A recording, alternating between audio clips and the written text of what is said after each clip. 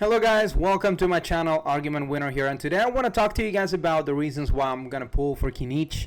And before I get started, I just want to say Natlan's character so far, according to what I've seen, having Moalani, Kachina, and now Kinich, and some dreams that I've had about the Pyro Archon, we see that there's a lot of mobility going on, and these characters are really reactive. You don't have to necessarily select them to be able to use them. A lot of the times you can just be using whatever character you're using, and Natlan character is going to have an interaction, especially if you're within Natlan, and you can make like a switch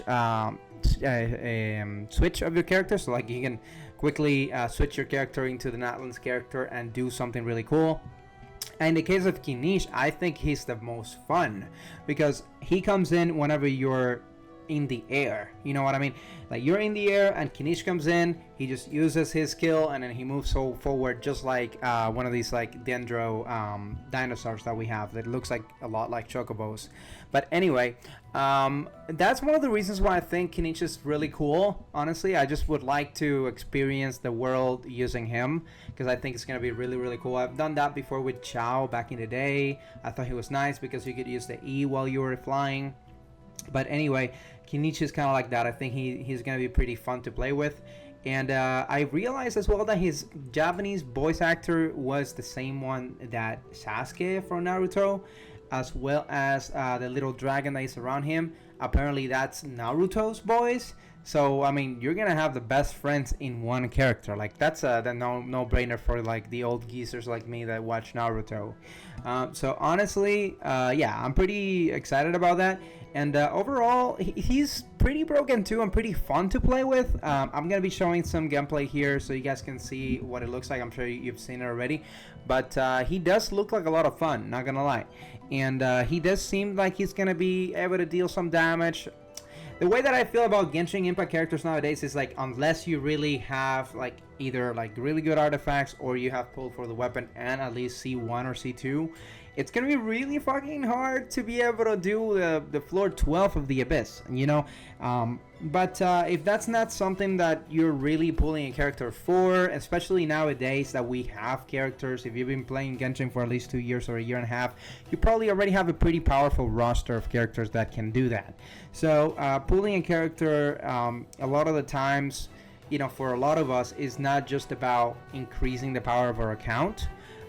Sometimes we just pull a character for pleasure, and I think that Kinich is going to be like that for me. I'm not going to put him in some crazy expectation of him dealing insane damage or anything like that. I'm just really there for the show, there for the character. I think he looks so 4K. He looks so cool. So I want a character like him. I want to be able to play with him as well. I like to enjoy the voice actors and the lines and all that. I mean, it's Sasuke. Sasuke is my favorite character from, like, I don't know, from Naruto, from the entire Naruto series. So yeah, those are the reasons why I'm pulling for him. But I do want to talk about a little bit about what his skills do. So I'm going to pull up the kit and we're going to read it together and we're going to understand together about it. So Kinich, he's a 5-star Dendro character. He uses Claymore, and keeping in mind all the percentages mentioned below are based on level 1 skill, so he's going to become more strong. Let's take a look. So he's going to use a Claymore, and by the way, I'm not planning to use pull for the weapon. I do have a couple of weapons. I'll be showing the weapons that I have already, so I'll make one of those work. And if they don't work, then I'm planning to craft one of the ones that you can craft in the anvil for the forger guy. The new weapons that you can do.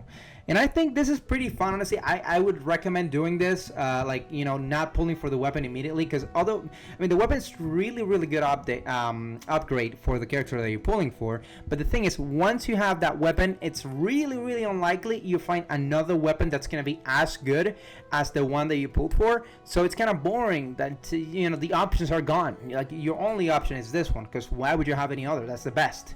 But that's not the funnest. So usually what I do is, if I really like a character, I'll pull for it, and then if I really, really love him or love her, that I'm playing her even after the character left and came back, then I'm like, okay, this character has earned the fact that I'm gonna buy the weapon. So the next time that the character rolls over, then I pull for the weapon. That's usually what I do. And that way it gives me the fun to try out different weapons and see which one works the best. And I know it's not the best of the best, because that's always going to be the one in the banner, pretty much always, not always, because Zhongli, for example, his weapon in the banner is not the best, not really. The best for him is Staff of Homa, if you don't know. But anyway, yes, that's a quick, thing I wanted to say about weapons and why I'm not pulling for his weapon in this case. I'm not planning to pull for any Constellations either, necessarily, but we don't know, because I have a lot of things. If I get lucky, who knows. So let's take a look. Yes, he's gonna be using Claymore, his normal attack style, whatever, Night Sun, elemental skill, whatever, yes, elemental burst, yes. So let's see the passive. The Night Realm's gift repaid in full. When Kinich is in the air following Canopy Hunter, riding High's mid-air swing, he can consume 10 phlogiston points to perform another mid-air swing while in the area with phlogiston mechanics within Natlan. Kinich can use Night Soul's transmission Kinich when the current active character is sprinting in movement states. The results from specific talents are in the air. Switching to Kinich makes him perform one of the following actions depending on the conditions met. When facing Colligrass Sigil that can be interacted with, will fire a grappling hook towards it to move. So that's like the little dendro things that are floating in the air that the dendro dinosaurs are able to grapple into. When there are nearby opponents and you're in combat, Kinich will use Canopy Hunter riding high in the direction of the opponents. Otherwise, Kinich will fire grappling hook and swing, prioritizing valid coil grass sigils as grapple targets. Yeah, so essentially when you're running, he's gonna be able to throw a little hook on the air, and he's gonna propel you forward, which is super fun. Super fun. Sorry. And I think one of the most fun things about it is when you start mixing Natlan's characters. Because let's say you have Moalani and you have Kachina and you have Kinich. You are running with Kachina, you run out of your little Beyblade, then you use Kinich, he's going to propel you forward. Let's say you fall into the water, Moalani is going to be able to drive into the water. It's so cool, honestly, the way that they kind of synergize together just in mobility. That's really fun. And for a game that has been as long as Genshin Impact has been, I think they're going in the right direction by prioritizing other things other than combat. It shouldn't always be about damage. If you want damage, look at Arlenchino. The hair damage is just what the heck, you know what I mean? Hair damage is, if you ever need damage, just pull for Arlenchino, you know what I mean? But in my opinion, there's other things that are a little bit more fun about dealing other than dealing damage. So yeah, Kinich is going to be really fun, especially if you mix them with other Natlan's characters. So anyhow, let's continue to read. Now Soul Transmission can be triggered every 10 seconds by your own party when interacting with Coilgrass Sigils and other items that Jumpcosaurus can interact with. Canopy Hunter riding will be converted in Jumpcosaurus Mimesis, which can cause this interaction with such items to follow the rules applicable to Jumpcosaurus and will not put Canopy Hunter riding on cooldown. There's a lot of text here, but really the only thing that it's saying is that when you use the grappling into one of those flying seats that you see in the sky, there's no cooldown, just like Jumpcosaurus, which is the name of the Dendro characters, Dendro dinosaurs. Whenever they use that, they can use it right again. So same deal here. It's almost as you have a Dendro dinosaurs in your team. You don't have to use that. Just like if you have Kachina, you can do anything that the little fighty guys can do. Passive 2, the Price of Desolation. When Kinich is in Night Soul's Blessing, opponents hit by elemental skill damage will enter Desolation state, and when affected by burning or virgin reaction damage, they will restore 7 Night Soul points to him. Night Soul's points can be gained this way once every 0.8 seconds. The Desolation state will persist until the instance of Kinich Night Soul Blessing ends.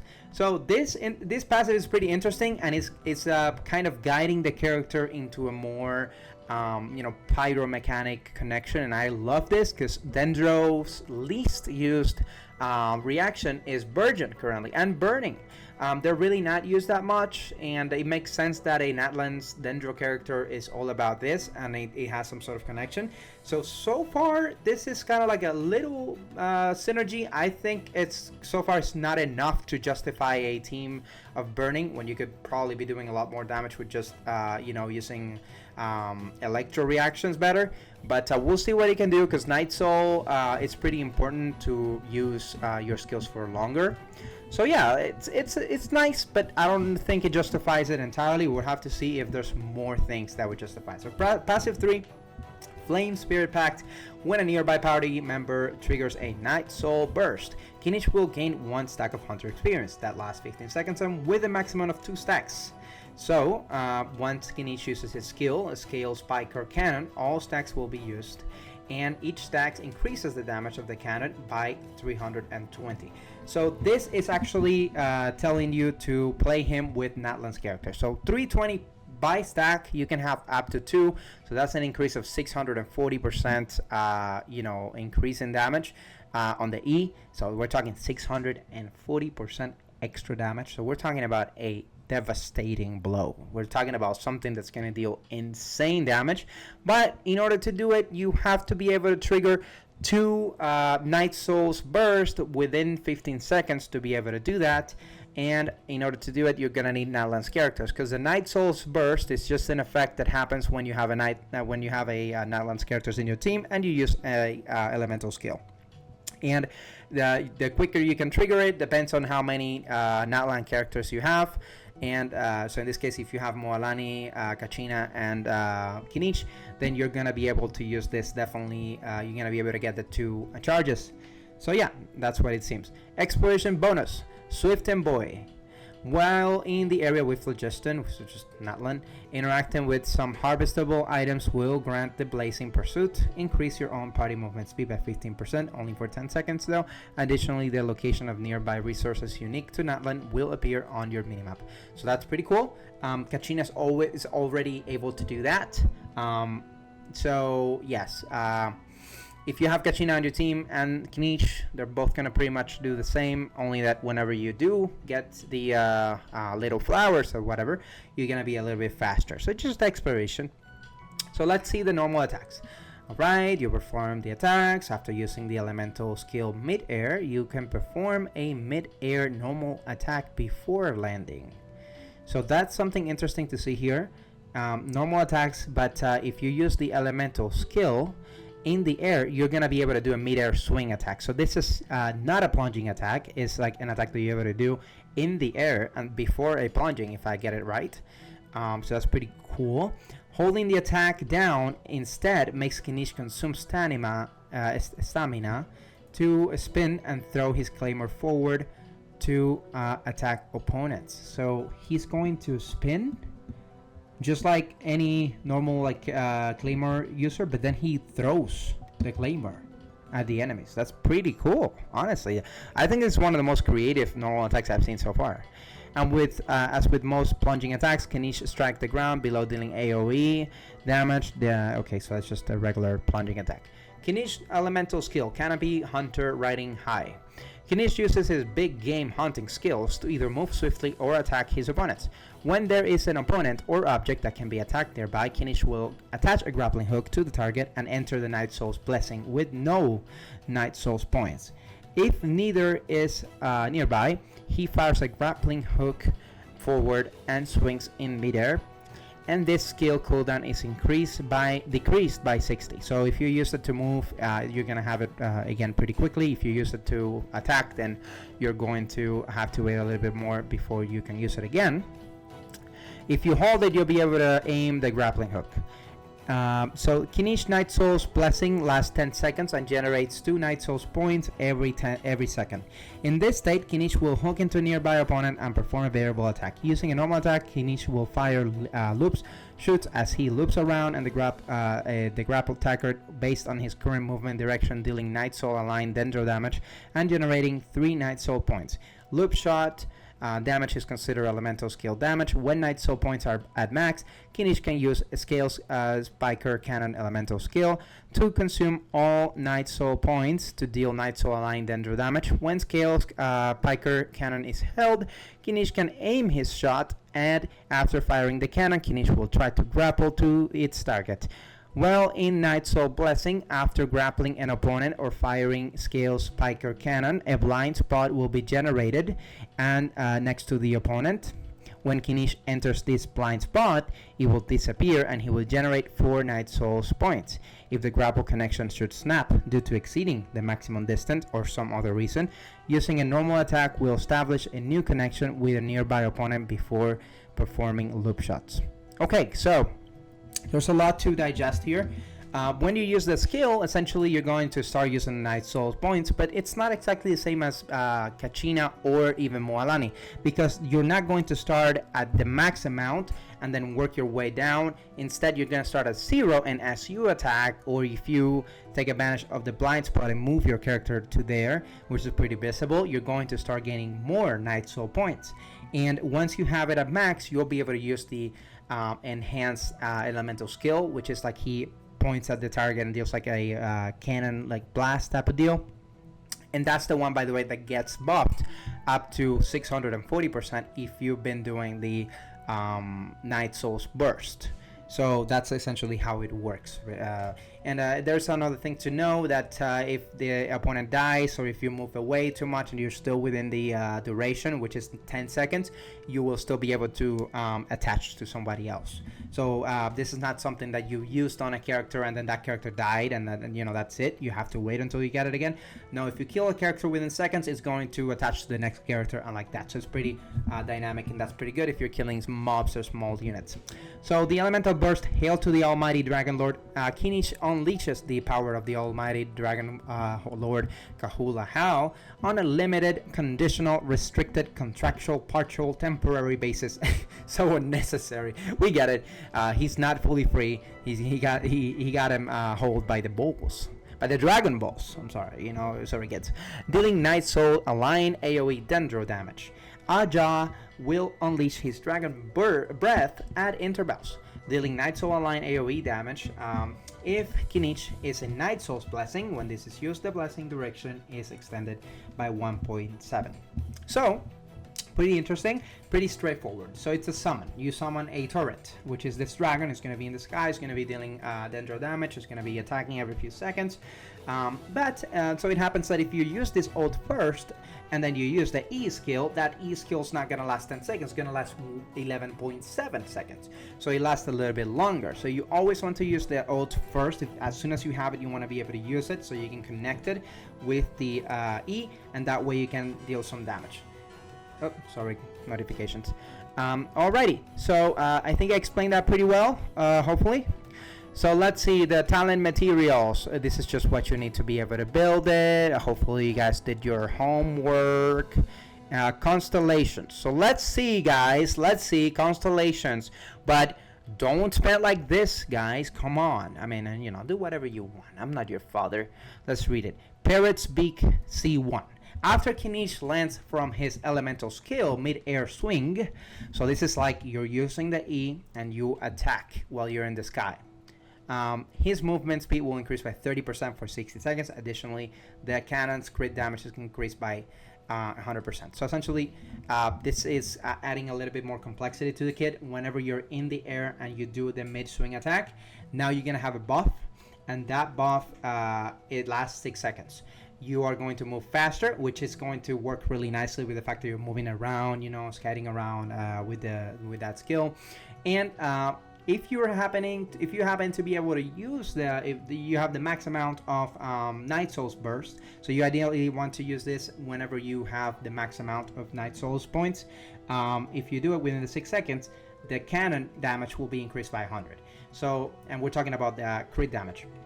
So this is pretty broken because keep in mind, we already are calculating based of 640%,